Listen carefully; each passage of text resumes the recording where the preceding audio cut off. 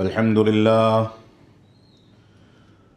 لله نحمده ونستعينه ونستغفره ونعوذ بالله من شرور أنفسنا ومن سيئات أعمالنا من يهده الله فلا مضل له ومن يضلل فلا هادي له وأشهد أن لا إله إلا الله وحده لا شريك له وأشهد أن محمدا عبده ورسوله أما بعد فإن خير الحديث كتاب الله وخير الهدي هدي محمد صلى الله عليه وسلم وشر الأمور محدثاتها وكل محدثة بدعة وكل بدعة ضلالة وكل ضلالة في النار فأعوذ بالله السميع العليم من الشيطان الرجيم بسم الله الرحمن الرحيم انما يعمر مساجد الله من آمن بالله واليوم الآخر وأقام الصلاة وآتى الزكاة ولم يخش إلا الله فعسى أولئك أن يكونوا من المهتدين. وقال النبي صلى الله عليه وسلم إذا مات الإنسان انقطع عنه عمله إلا من ثلاث إلا من صدقة جارية أو علم ينتفع به أو ولد صالح يدعو له. محترم سامعین کرام، بزرگان دین، نوجوانان ملت اسلامیہ اور خواتین اسلام، اللہ رب العالمین کے گھر یعنی یہ مسجدیں، یہ وہ پاکیزہ مقامات ہیں جن کو رب کائنات پسند فرماتا ہے. رسول اکرم صلی اللہ علیہ وسلم کا فرمان ہے احب البلاد الی اللہ مساجدها، سب سے پسندیدہ مقامات جو رب کائنات کو سب سے زیادہ پسند ہیں وہ اللہ رب العالمین کے گھر یعنی اللہ رب العالمین کی مسجدیں ہیں. ان مسجدوں کی تاریخ، ان کا کردار اور معاشرے کی اصلاح میں ان مسجدوں کے احکام و مسائل یہ آج کے دور میں مسلمانوں کے لیے سب سے سنجیدہ موضوع ہے. اللہ کے نبی صلی اللہ علیہ وسلم جب ہجرت کر کے مدینہ منورہ تشریف لائے تو ہجرت کے پہلے ہی آپ بار بار مڑ کر کے مکہ مکرمہ، مسجد حرام اور خانہ کعبہ کی طرف دیکھتے تھے، آس لگا کر کے اللہ رب العالمین سے دعائیں کرتے تھے اور مکہ سے محبت کا اظہار فرماتے تھے. اور اس کے بعد جب اللہ کے نبی صلی اللہ علیہ وسلم وہاں سے نکلے اور مدینہ منورہ پہنچے تو سب سے پہلے قباء کے مقام پر آپ نے مسجد قائم کی، اور اس مسجد میں تقوی اور پرہیزگاری، اخلاص، رب کائنات کی رضامندی کا اتنا خیال کیا گیا کہ رب کائنات نے آسمان سے آیتوں کا نزول فرما کر کے اس کی گواہی دی. رب کائنات نے فرمایا لَمَسْجِدٌ أُسِّسَ عَلَى التَّقْوَى مِنْ أَوَّلِ يَوْمٍ أَحَقُّ أَن تَقُومَ فِيهِ رِجَالٌ يُحِبُّونَ أَن يَتَطَهَّرُوا وَاللَّهُ يُحِبُّ الْمُطَّهِّرِينَ. اللہ رب العالمین نے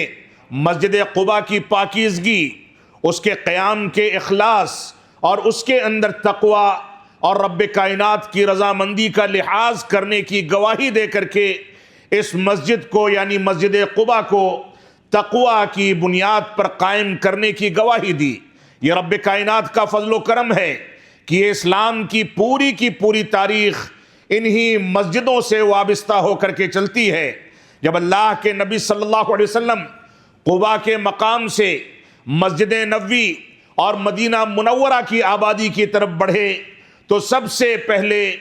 2 یتیم بچوں کی زمین کو خرید کر کے اور اس کے اندر موجود بعض مشرکین کی قبروں کو اکھاڑ کر کے ان کی ہڈیوں کو عام قبرستان میں منتقل کرنے کے بعد اس مقام پر مسجد نبوی کا قیام فرمایا. اللہ کے نبی صلی اللہ علیہ وسلم کے اس پورے کردار کو اگر دیکھا جائے اور رب کائنات نے مسجدوں کا جو تصور پیش کیا ہے اس پوری کی پوری داستان کا مطالعہ کیا جائے تو یہ مسجدیں رب کائنات کی وحدانیت سے، توحید باری تعالیٰ سے اور وحدانیت اور توحید کے تقاضوں کی تکمیل سے جڑی ہوئی ہیں. یہی وجہ ہے کہ مسجد نبوی کے قیام کے لیے جب اس سرزمین کو خریدا گیا تو وہاں پر مشرکین کی قبروں جو تھیں ان کو اکھاڑ کر کے منتقل کر دیا گیا، کیونکہ ان مسجدوں کا قبروں سے کوئی واسطہ نہیں ہے، ان قبرستانوں کا مسجدوں سے کوئی واسطہ نہیں ہے۔ یہ مسجدیں زندگی کا پیغام ہیں، یہ مسجدیں توحید کے تقاضوں کی تکمیل کی درسگاہیں ہیں، یہ مسجدیں اللہ رب العالمین کی وحدانیت کا اقرار کرنے کی اللہ رب العالمین کے پاکیزہ مقامات ہیں۔ لہذا ہماری ذمہ داری ہے کہ ان مسجدوں کو توحید سے وابستہ رکھ کر کے ہم اپنی زندگی کے اندر قرآن و سنت کی پیروی کا جذبہ پیدا کریں۔ سورہ توبہ کی جو آیت کریمہ اور رسول اکرم صلی اللہ علیہ وسلم کا جو فرمان آپ کے سامنے پیش کیا گیا ہے، اس کا پس منظر آپ کے سامنے بتا دیا جائے، اور اسلام میں اجتماعیت اور مساجد کے ذریعے معاشرے کے اندر بہتر سے بہتر چیزوں کی تشکیل پر جو توجہ دی گئی ہے وہ تصور بھی آپ کے سامنے ہونا چاہیے۔ رب کائنات نے سورہ توبہ میں ارشاد فرمایا، انما یعمر مساجد اللہ من آمن باللہ والیوم الآخر واقام الصلاة وآت الزکاة ولم یخش الا اللہ فعسى اولئک ان یکونوا من المہتدین۔ اللہ رب العالمین نے اس آیت کریمہ کے پہلے اور آیت کریمہ کے بعد اگلی آیت کریمہ میں بھی ایک پیغام دیا ہے، جس کا تذکرہ اختصار کے ساتھ خطبے کو سمیٹتے سمیٹتے اخیر میں کیا جائے گا۔ اس آیت کریمہ میں رب کائنات نے ان لوگوں کی صفت کا تذکرہ کر دیا جو مسجدوں کو قائم کرتے ہیں، مسجدوں کی تعمیر میں حصہ لیتے ہیں، مسجدوں کو آباد رکھتے ہیں، مسجدوں کی نظافت اور مسجدوں میں قال اللہ اور قال الرسول کی صداؤں کا انتظام کرتے ہیں، جو مسجدوں کے ذریعے توحید باری تعالی اور رسول اکرم صلی اللہ علیہ وسلم کی اتباع کا درس دیتے ہیں، جو مسجدیں اس لیے قائم کرتے ہیں تاکہ یہاں پر قال اللہ اور قال الرسول کی صدائیں بلند کی جائیں، قال فلان و فلان کی گنجائش نہ رہے، شخصیت پرستی نہ کی جائے، لوگوں کو قرآن و سنت کی جانب دعوت دی جائے، کسی شخصیت کی جانب دعوت نہ دی جائے۔ یہ مسجدوں کا بنیادی پیغام ہے۔ رب کائنات نے 5 صفات کا تذکرہ کرتے ہوئے فرمایا، انما یعمر مساجد اللہ من آمن باللہ والیوم الآخر۔ ان مسجدوں کو آباد کرنے والے، ان مسجدوں کے اندر نمازیں قائم کرنے والے، ان مسجدوں کو تعمیر کرنے والے وہ لوگ ہوتے ہیں جو رب کائنات پر ایمان لاتے ہیں۔ توحید کے تقاضوں میں کچھ بھی کوتاہی کسی کے اندر موجود ہے تو گویا وہ رب کائنات پر ایمان کا حق ادا نہیں کرتا۔ لہذا مسجدوں کی تعمیر میں حصہ لینے والوں کی پہلی بنیادی صفت یہ ہونی چاہیے کہ وہ اللہ رب العالمین پر ایمان کا حق ادا کرے۔ یہ ایمان دل کی تصدیق کے ذریعے سے بھی مکمل کیا جائے، یہ ایمان زبان کے اقرار کے ذریعے سے بھی مکمل کیا جائے، یہ ایمان کے تقاضوں پر اعضاء و جوارح کے ذریعے عمل پیرا ہو کر کے اس کا حق ادا کر کے بھی مکمل کیا جائے۔ یہ ایمان جب تک ایمان کے تینوں ارکان کے ساتھ لے کر کے اس کو پیش کرنے اور اس پر عمل کرنے کی کوشش نہیں کی جائے گی، جب تک گویا ہم نے ایمان کا حق ادا نہیں کیا۔ تو من آمن باللہ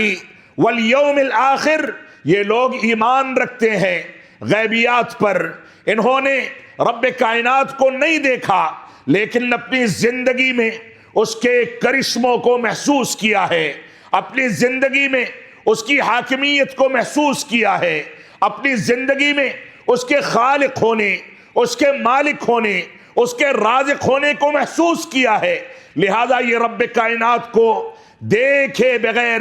ایمان لاتے ہیں، اور اس بات پر بھی ایمان لاتے ہیں کہ آخرت کے دن ساری کی ساری چیزیں، ہمارے عمل کی جواب دہی اور پل صراط، جنت اور جہنم کے فیصلے، رب کائنات کا دربار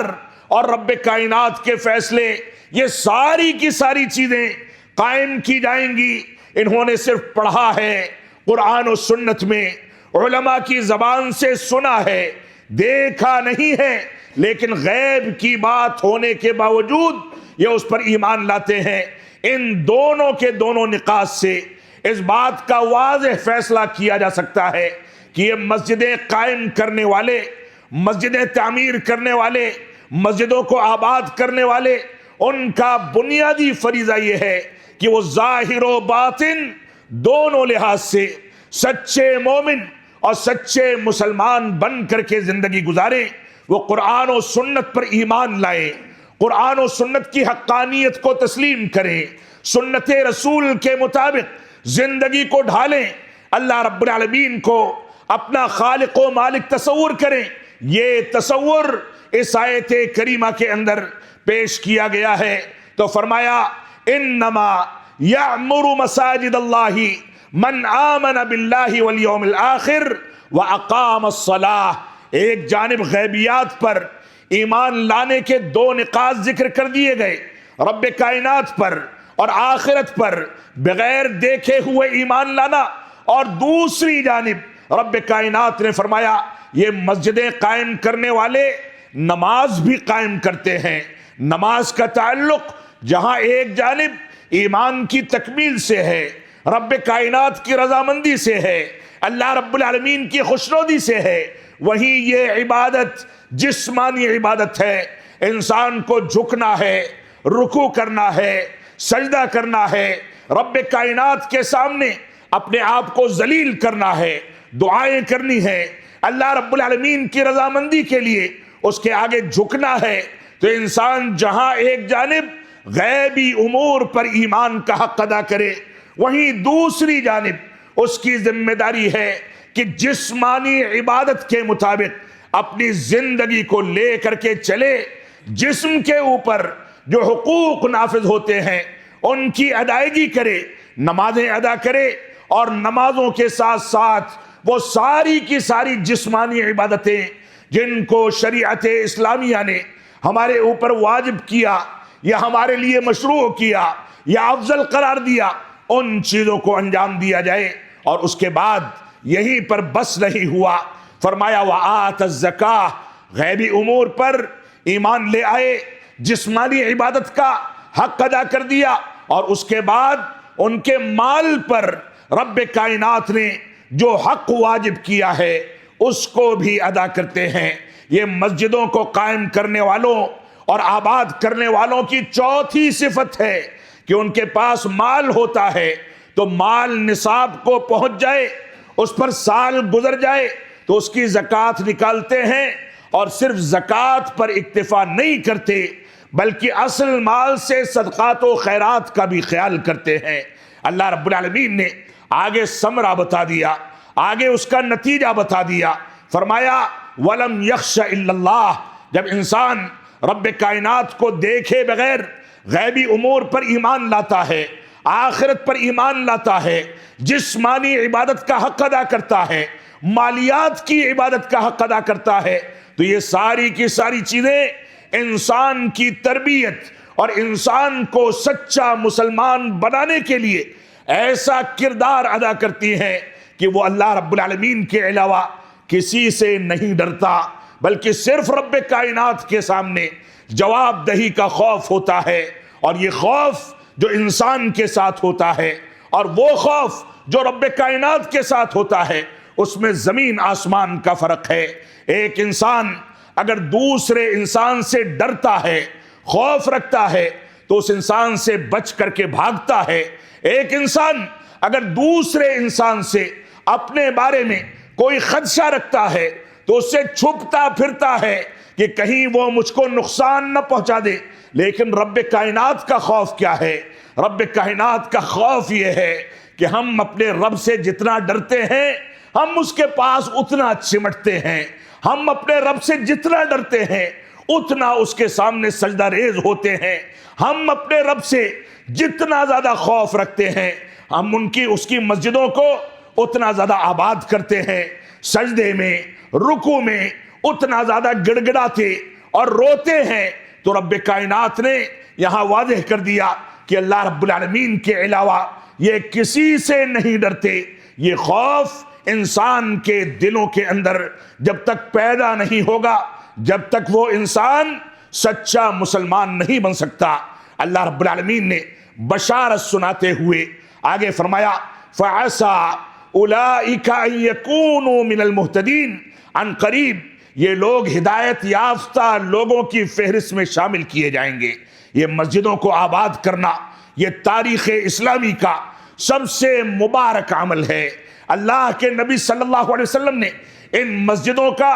جو سسٹم عالم اسلام اور مسلمانوں کو دیا، ہفتے میں ایک دن ایک کانفرنس دے دی کہ ہر مسلمان واجبی طور سے آ کر کے کسی عالم دین کی وعظ و نصیحت کو سنے۔ یہ اسلام کا وہ آفاقی نظام ہے جس کو لے کر کے رسول اکرم صلی اللہ علیہ وسلم نے دنیا کے سامنے پیش کیا۔ آپ دیکھیں یہ مسجدیں اجتماعیت کا درس دیتی ہیں، یہ مسجدیں غربت اور امیری کے فرق کو ختم کرتی ہیں، یہ مسجدیں انسان کو جمع کرنے میں ایک بنیادی کردار ادا کرتی ہیں۔ آپ صحابہ کرام کے عہد مبارک میں دیکھ لیں کہ صحابہ کرام ایک دوسرے سے رابطہ کیسے بناتے تھے۔ اگر دیکھتے تھے کہ ان کا پڑوسی مسجد میں حاضر نہیں ہو سکا تو ایسی صورت میں دو ہی اسباب ہوا کرتے تھے، یا تو وہ بیمار ہے یا کہیں سفر پر ہے، تبھی وہ مسجد نہیں آ سکا ہے۔ اگر بیمار ہے تو مسجدوں کا اجتماع، صلاۃ فجر یا کسی بھی مسجد کسی بھی نماز میں مسجدوں میں جمع ہونا یہ اس بات کی دلیل ہوتا تھا کہ فلاں شخص نہیں آیا ہے لہذا اس کی بیمار پرسی کی جائے۔ اگر سفر میں ہے تو گھر والوں سے اس کی حاجتیں پوچھ لی جائیں۔ یہ اجتماعیت کا ایک نظام تھا جو مسجدوں میں جمع ہونے یا نہ ہونے کی بنیاد پر معاشرے کے اندر پاکیزگی پیدا کرنے کا کردار ادا کرتا تھا۔ یہ مسجدیں اجتماعیت کا نظام اس بنیاد پر بھی ہے کہ ایک محلے میں عالم اسلام میں تاریخ اسلامی میں اگر آپ مطالعہ کریں گے، ایک محلے میں اگر 10 مسجدیں ہیں تو ان میں سے ایک مسجد جمعہ یا جامع مسجد ہوا کرتی تھی۔ ساری مسجدوں میں 5 وقتہ نمازیں ادا کی جائیں، لیکن جمعہ کی نماز پورے علاقے کے لوگ ایک بڑی مسجد میں پڑھیں تاکہ ہفتے میں ایک محلہ اور ایسے ہی ایک بستی کے سارے لوگ جمع ہو سکیں۔ خواتین اپنے حصے میں نماز پڑھیں، لوگ بچوں کو لے کر کے آئیں، ہفتہ واری عید کا حق ادا کیا جائے۔ یہ اجتماعیت کا پیغام تھا کہ آپ ٹوٹے پھوٹے الفاظ انداز میں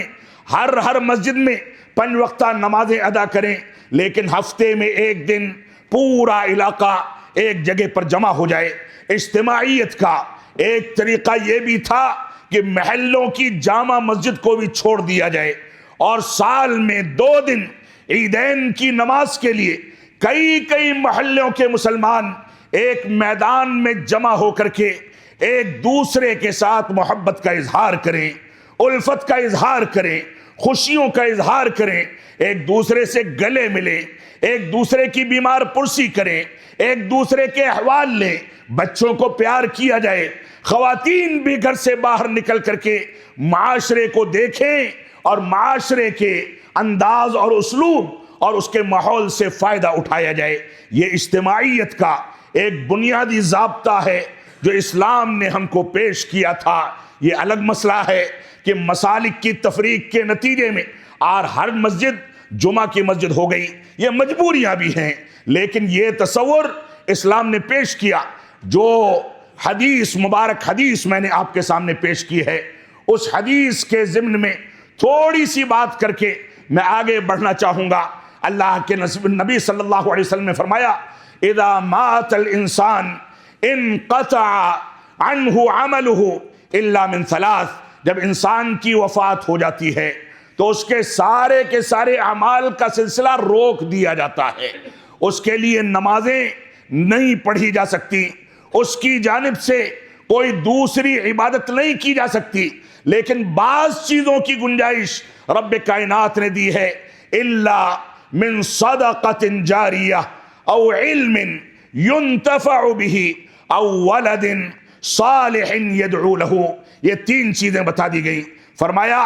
ایک انسان اگر اپنی زندگی کے بعد کے لیے کوئی ایسا صدقے جاریہ قائم کر دے جس سے دنیا فائدہ اٹھاتی رہے، کوئی مسجد قائم کر دے جس سے لوگ نماز پڑھ کر کے فائدہ اٹھاتے رہیں، کوئی کتاب چھپوا دے جس سے لوگ استفادہ کرتے رہیں، یا مرنے والے کی کوئی نیک اولاد ہو جو اس کے لیے دعائیں کرے، اور ماں باپ کی جانب سے کوئی مسجد قائم کر دے، کوئی نیکی کا کام جاری کر دے، اللہ رب العالمین کی رضامندی کے لیے دنیا کے اندر جیتے جی اپنی زندگی میں اپنے والدین کے لیے کوئی صدقے جاریہ،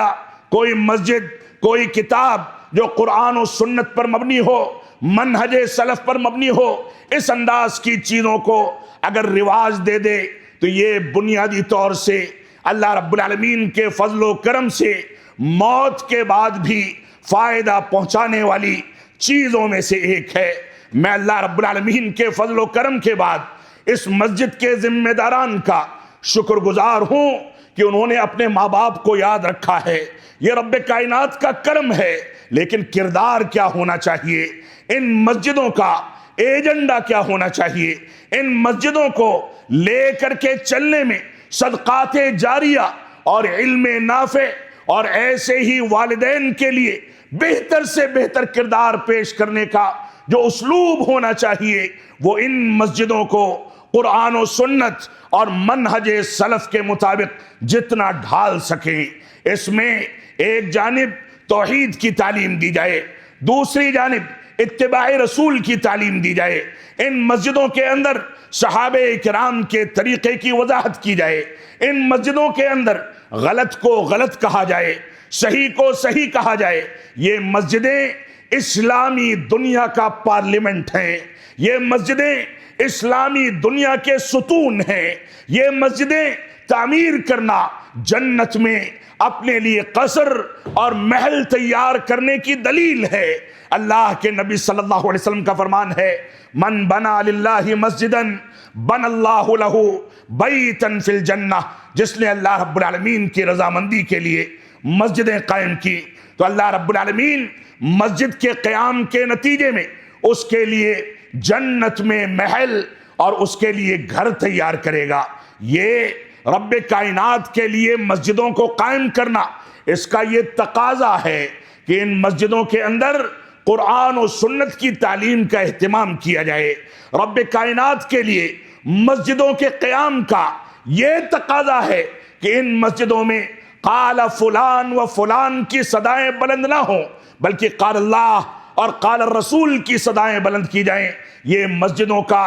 بنیادی تقاضا ہے. تو یہ مسجدیں اسلامی دنیا میں یا اسلامی تاریخ میں بہت بنیادی کردار ادا کرنے والی مسجدیں ہیں. ان مسجدوں میں رواداری ہوتی ہے، ان مسجدوں میں ایک غریب انسان اور ایک امیر انسان ایک ہی صف میں آ کر کے کھڑے ہوتے ہیں. غربت اور ایسے ہی پیسے کے فرق کو ختم کر دیا جاتا ہے. ان مسجدوں میں آنے کے بعد جب اللہ اکبر اور حی علی الصلاح اور حی علی الفلاح کی صدائیں بلند کی جاتی ہیں تو یہاں یہ تفریق ختم ہو جاتی ہے کہ کون سے مسلمان کا تعلق کون سے خاندان سے ہے، کون سی تہذیب سے ہے، کون کالا ہے، کون گورا ہے، کون سا مسلمان کس برادری سے تعلق رکھتا ہے. یہ ساری کی ساری تفریق رب کائنات کی رضامندی کے لیے اور رب کائنات کے کلمے کی سربلندی کے لیے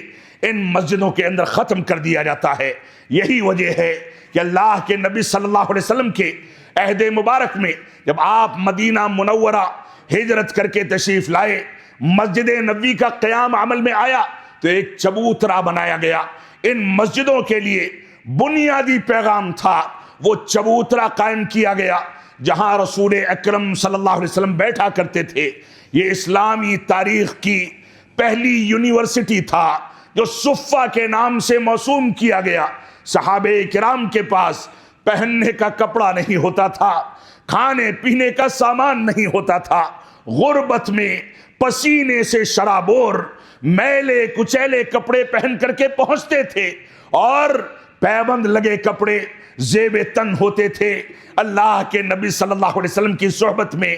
دین کو سیکھنا مقصود ہوتا تھا. انہی کے بیچ میں ایک ابو ہریرہ تھے جن کو آج بعض فقہا نے اپنی فقہ کی تائید نہ ملنے کی وجہ سے غیر فقیہ قرار دے رکھا ہے. وہ ابو ہریرہ تھے، پھٹے پرانے کپڑوں میں اپنی آستین میں بلی کا بچہ لے کر کے وہاں حاضر ہوتے تھے. اللہ کے نبی صلی اللہ علیہ وسلم کی احادیث کو سنا کرتے تھے. اللہ کے نبی صلی اللہ علیہ وسلم نے اس چھوٹے سے بچے اور اس طالب علم کے جب شوق کو دیکھا تو ایک دن فرمایا، کون ہے جو آئے اپنی چادر پھیلا دے، کون ہے جو آئے مجھ سے علم لے لے اور میں اس کو ایسے نواز دوں کہ جو کچھ مجھ سے سیکھے کبھی نہ بھولے. ابو ہریرہ ہمیشہ وہاں موجود ہوتے تھے. صحابہ کرام کھیتی باڑی کے لیے، کاروبار کے لیے، تجارت کے لیے، اپنی ضرورتوں کے لیے مسجد نبوی سے نکل جایا کرتے تھے، لیکن یہی ایک طالب علم تھا جو بیٹھا رہتا تھا اور اسی کا نتیجہ ہے کہ صرف 2 سال کے عرصے میں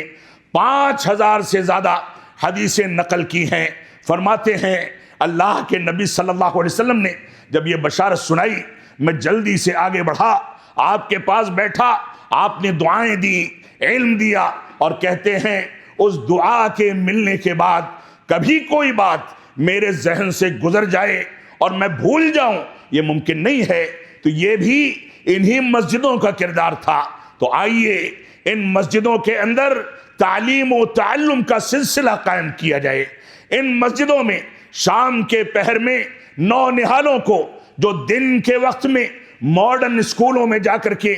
دنیاوی تعلیم حاصل کرتے ہیں، ان کے دینی تعلیم کا بندوبست کیا جائے. ان مسجدوں میں نمازوں کی تربیت دی جائے، اس کا طریقہ سکھایا جائے. ان مسجدوں میں توحید کے پیغام کو عام کیا جائے. ان مسجدوں کے منبر و محراب سے یہ عزم کیا جائے کہ یہاں سے مسجد نبوی میں جیسے صفہ کے چبوترے سے صحابہ کرام ہمیشہ سبقت لے جانے کی کوشش کرتے تھے، ویسے ہی بچوں کے اندر شوق پیدا کیا جائے. یہی ابو ہریرہ تھے جب رات بھر اور دن بھر رسول اکرم صلی اللہ علیہ وسلم کے فرامین کو سنتے سنتے بھوک اور پیاس کے نتیجے میں شدید بھوک اور پیاس کے شکار ہو جاتے تھے. تو رات کے پہر تہجد کے وقت میں دروازے کے پاس کھڑے ہو جاتے تھے. جب صحابہ کرام تہجد کے قیام کے لیے مسجدوں میں آتے اور اللہ کے نبی صلی اللہ علیہ وسلم نے جو بشارتیں دے رکھی ہیں کہ رات کی تاریکی میں ان مسجدوں کو آباد کرنے والوں، رات کی تاریکی میں ان مسجدوں کو روشن کرنے والوں کے لیے جنت کی بشارت ہے. اس بشارت کو پانے کے لیے جب صحابہ کرام آتے تھے تو ابو ہریرہ بھیک تو نہیں مانگ سکتے تھے، غیرت تھی، جذبہ تھا، دین کی تائید کا جذبہ تھا. تو وہاں کھڑے ہو کر کے لوگوں کو بھوکوں کو کھانا کھلانے کی فضیلت اور پیاسوں کو پانی پلانے کی فضیلت پر مبنی احادیث پڑھ کر کے سنایا کرتے تھے. بعض صحابہ کرام کو اندازہ ہوتا تھا کہ شاید یہ بھوکے اور پیاسے ہیں، ان کے لیے کھانے پینے کا نظم کیا جاتا تھا. کئی بار ایسا ہوتا تھا اسی بھوک اور پیاس کی شدت کے نتیجے میں ابو ہریرہ رضی اللہ تعالیٰ عنہ پر غشی طاری ہو جاتی تھی، بے ہوش ہو جاتے تھے، بے ہوش ہو کر کے گر پڑتے تھے. تو دین کے لیے جب تک یہ جذبہ پیدا نہیں ہوگا، ان مسجدوں سے یہ پیغام لے کر کے لوگوں کو نہیں رخصت کیا جائے گا، جب تک نئی نسل کی تربیت کے لیے ان مسجدوں کو استعمال نہیں کیا جائے گا. معاف فرمائیں گے، بڑی بڑی کانفرنسیں کر لی جائیں، بڑے بڑے جلسے کر لیے جائیں، بڑا بڑا بجٹ متعین کر دیا جائے، کوئی فائدہ نہیں ہونے والا. یہ مسجدیں جب تک اپنے کردار میں مضبوط نہیں ہوتی، یہ مسجدیں جب تک نئی نسل کی اسلامی تربیت کے لیے ان سے انتظامات نہیں کیے جاتے،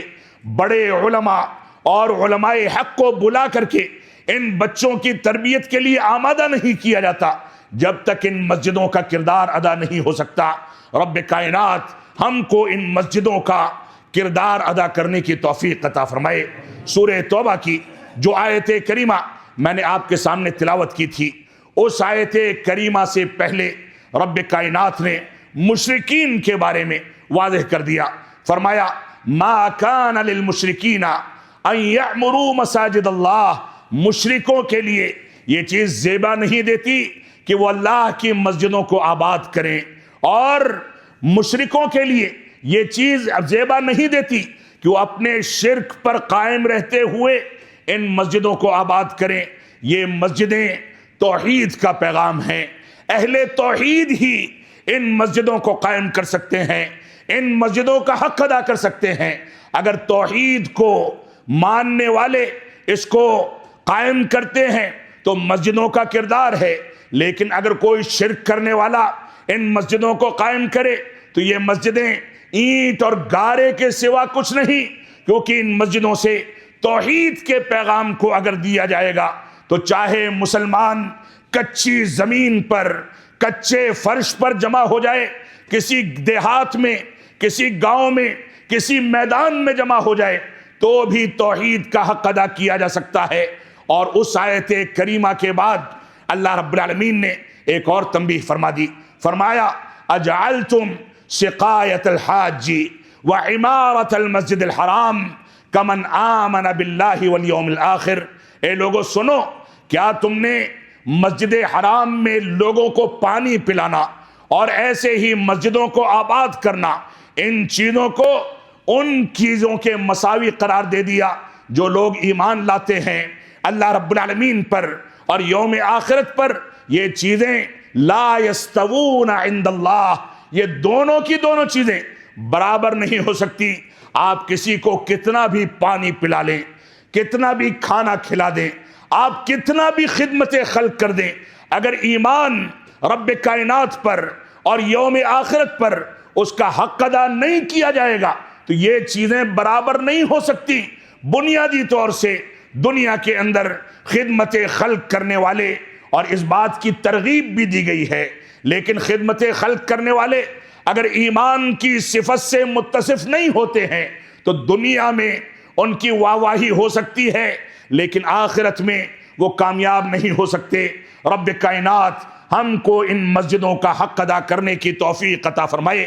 ان مسجدوں کو قائم کرنے والوں اور مسجدوں کے قیام اور اس کی خدمات کو انجام دینے والوں کو رب کائنات اجر جزیل عطا فرمائے۔ جو لوگ ہمارے بزرگ گزر چکے ان کے لیے ان مسجدوں کو صدقہ جاریہ بنائے، ان مسجدوں سے قال اللہ اور قال الرسول کی صداؤں کے ایک ایک حرف کو رب کائنات ان کی قبروں کے لیے نور ثابت کرے تاکہ وہ آخرت میں کامیاب ہو سکیں۔ رب کائنات ہم کو توفیق عطا فرمائے کہ ہم دنیا داری کو چھوڑ کر کے دین داری کی جانب توجہ دیں، رب کائنات کی وحدانیت کو سمجھیں، اس کی توحید کو سمجھیں، رسول اکرم صلی اللہ علیہ وسلم کی اتباع کا حق ادا کریں، صحابہ کرام سے محبت اور صحابہ کرام کی عظمت کا درس لے کر کے صحابہ کرام کے ساتھ ڈٹ کر کے کھڑے رہیں۔ یہی ہماری زندگی کا کل سرمایہ ہے۔ ہم جب تک جئیں تب تک اسلام پر جئیں، جب ہمارا خاتمہ ہو تو ایمان پر ہو۔ بارک اللہ لنا ولکم فی القرآن المجید ونفعنی وإیاکم بالآیات والذکر الحمید انہ تعالی جواد کریم ملک بر الرؤوف الرحیم۔